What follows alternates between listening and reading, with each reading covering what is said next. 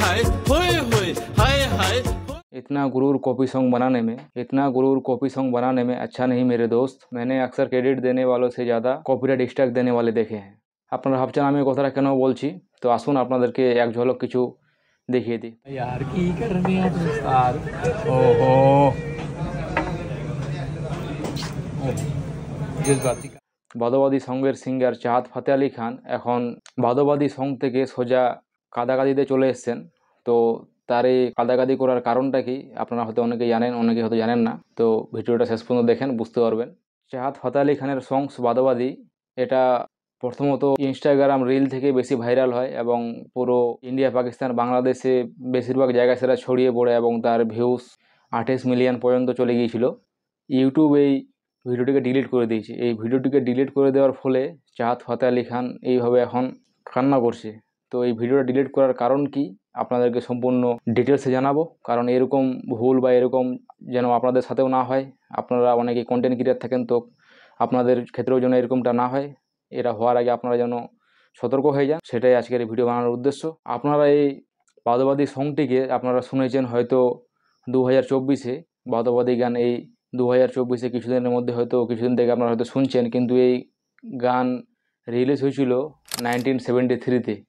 1973-তে নূরজাহান নামে একটি মুভি এসেছিল। তো সেই মুভির এটি সং, সেই মুভির সং টাইটেল ছিল বানারসি ঠক। তো বানারসি ঠক, তো সেই মুভির টাইটেল ছিল। আপনাদেরকে গানটা একটু শুনিয়ে দিচ্ছি।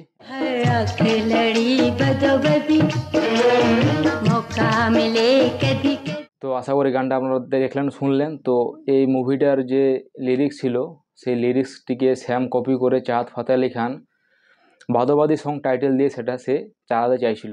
তার এই সফলতা সে সম্পূর্ণভাবে সফলতা পায়নি। সেটা বলার কারণ একটাই, যে তার ভিডিওটিকে ডিলিট করে দেওয়া হয়েছে কপিরাইট স্ট্রাইকের জন্য।